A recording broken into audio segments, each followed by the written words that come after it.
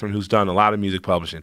And then when I start talking about topics, I have a black woman named Jennifer Farmer, who's a great publicist, but she's also a publicist for like former Senator of Ohio, Nina Turner, and mega church pastors.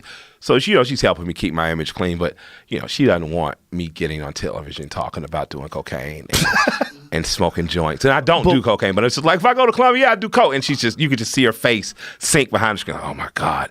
And churches are calling her like, this guy supports AR-15s. So I thank you, Jennifer, for tolerating me. But she's got to understand that that's also a part of why people like you. Yeah, she does. It's just something to deal with at work. I get it. I get it. I wouldn't want to be her, but you have to do what you do. Like that's part of what makes you fun. Absolutely. People know what they're gonna get, what it is. Yeah. There's no filter. Yeah, you got it, man. Somebody has to shake the box a little bit. Somebody has to be the kid that's willing to poke the hornet's nest just to see how many will fly out. Yeah. Two of my greatest heroes. When black people usually talk about heroes, right? We talk about Martin, Malcolm, Elijah Muhammad, Marcus Garvey. But two of my biggest heroes coming up were Luther Campbell and Larry Flint. Right? Because in my lifetime, I saw Luther Campbell and Larry Flint fight the government on behalf of the American people's right to say whatever they wanted to say. So at the same time in my formative years, I was learning to love the Bill of Rights and the preamble and the United States Constitution. I got a chance to see people fight for my right. And I couldn't wait to be a rapper just so I could curse and buy my own titty books. You know what I mean? And those people have shaped my life in terms of love of freedom and liberties as much as a Thurgood Marshall, as much as a Barbara Jordan, as much as a Shirley Chisholm. So for me, who I am is needed. I remember one of my friends saying, Mike, I like the fact you talk on social issues, but why do you always feel necessary to talk about smoking weed in strip clubs? I say, because that's what I really do. And I never want someone to be able from the other side to say, don't like this guy because he smokes marijuana and goes to strip clubs. I want whoever they say that to say, yeah, and he goes with his wife and they smoke together. I don't want it to be some secret I want people to understand that when I want you to be free, I don't want you to be free to agree to see the world the way I do. I want you to be free to live as you would like to live so long as it doesn't infringe on me and others. That's supposed to be what this is all about. That's supposed to be what this country's all about. That's what Miss Ellenson told me. Yeah. In high school. Well, the Luther Campbell thing was so strange because it was at one area in Florida, right, where they had very strict blasphemy laws. Yeah.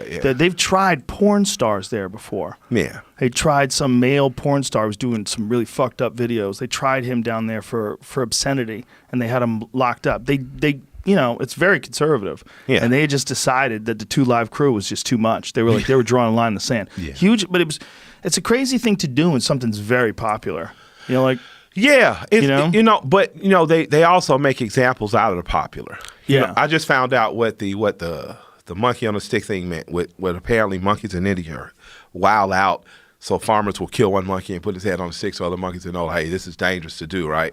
So essentially, famous people, me, you, Luther Campbell, Lenny Bruce, Rodney Dangerfield, Andrew Dice Clay, Richard Pryor, Eddie Murphy. What you become is something to symbolize what will happen if you dare step out of line of social order.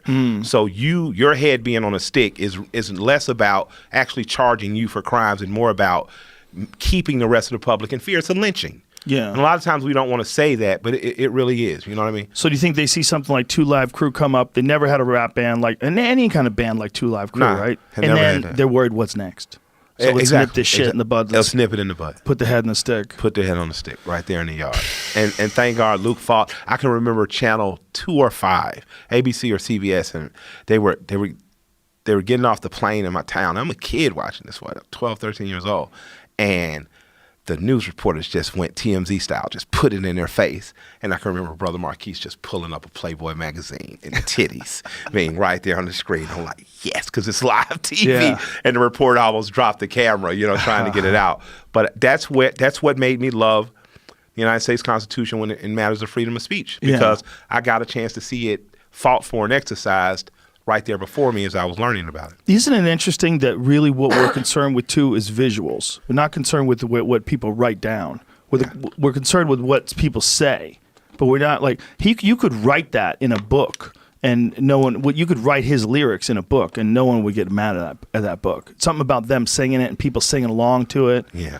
People are like, this is it. We gotta stop. Civilization's falling apart. We gotta stop this. Yeah, well, I mean, songs, vibrations, humming, meditation, you hum, that rhythm changes things, and it opens your mind, it clears you, you know what I mean? Mm-hmm. Had it not been for an artist like Lil' Kim, would you have feminism in the way you have now? Would you have women gladly celebrating their sexuality and bodies if it wasn't for her? She never gets the credit. Yeah, do you think people know how extravagant she was in her time? I think she doesn't get the credit she deserves. I think women know that it became safe for them to be sexually aggressive and free because of her. The women that, were coming of age in her time. But I don't think, in retrospect, because rap's young, rap's only 45, 46 years old. I just think it's getting to the point where we appreciate what we've accomplished. So Lil' Kim is going to become more celebrated as the years go on. Her, Trina, Kaya, Choice, Boss, like so many. Hip hop has been a very fair game to women a very long time. Whether people want to know it or not, you've always had the call and response records in hip hop. I get on there, I'm the baddest motherfucker in the world, and then a girl pops up behind you, nah, motherfucker, I'm bad. You know what I mean? Right. Those records have been around forever. So we've always promoted equality within, because it made money, it made sense. And women were the audience too.